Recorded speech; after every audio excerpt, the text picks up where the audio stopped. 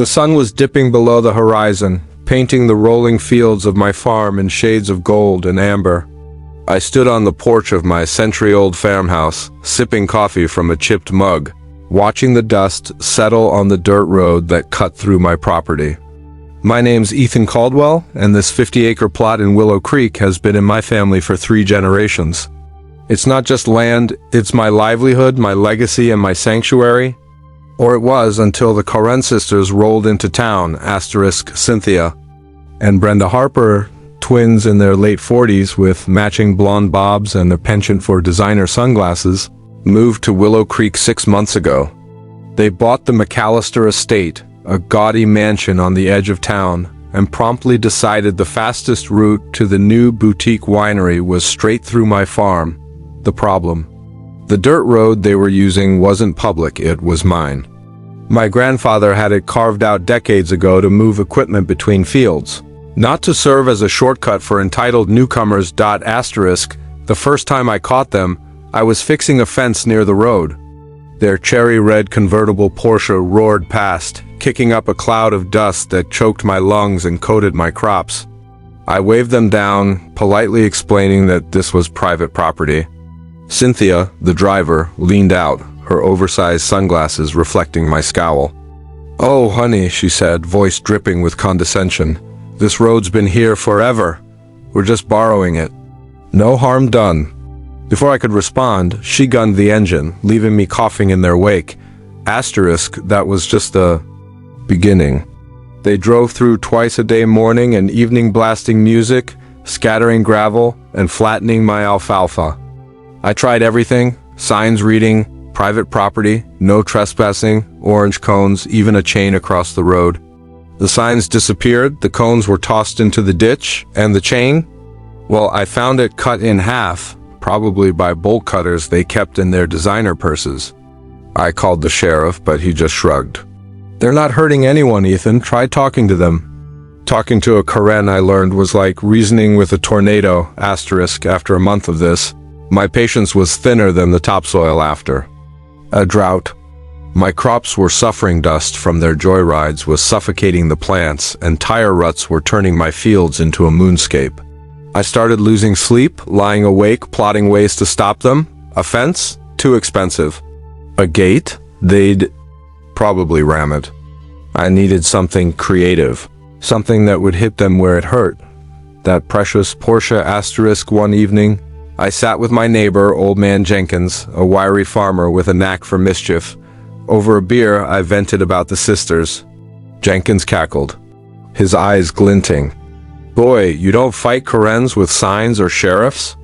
You fight 'em with their own medicine, make 'em feel the consequences without getting your hands dirty." He leaned in, whispering an idea so absurd, so perfectly petty. I couldn't resist. Jenkins' idea was simple: make the road so unappealing that the Coren sisters would choose to avoid it. No violence, no confrontation, just a little rural ingenuity. The next morning I got to work. Step 1 was the road itself. I borrowed Jenkins' tractor and churned up the dirt path, turning it into a rutted, muddy mess. A few well-placed irrigation pipes accidentally overflowed, creating puddles deep enough to swallow a tire. I scattered loose gravel and small rocks, just enough to make the ride jarring but not impassable. If the sisters wanted to keep using my road, their Porsche was going to take a beating. Step 2 was psychological. I enlisted my cousin Ellie, who ran a local theater group, to help with some theatrics. Ellie and her crew painted old tires to look like menacing obstacles and hid them in the tall grass along the road. They rigged a motion sensor speaker to blare eerie animal noises, think coyotes, mixed with a banshee's wail whenever a car passed. It was low budget, but effective. The final touch: a sign that read, "Warning, wild boar crossing. Proceed at your own risk." There weren't any boars in Willow Creek, but the Corens didn't need to know that. That evening, I hid in the barn with a pair of binoculars, waiting for the sisters' daily winery run. Right on cue, the Porsche appeared, glinting under the setting sun. Cynthia was driving, Brenda scrolling on her phone. The car hit the first rut, and I saw Cynthia's head snap forward. She slowed, but didn't stop. Then came the gravel, pinging. against the undercarriage like hail on a tin roof. Brenda looked up, alarmed, as the speaker unleashed its demonic howl. The Porsche swerved, nearly clipping a painted tire. Cynthia slammed on the brakes and I could hear her yelling from 100 yards away. "This road is a disgrace. I'm calling the city." Asterisk, I stifled a laugh. There was no city out here, just me, my farm, and their bad decisions. They crept forward, the car bottoming out in a puddle.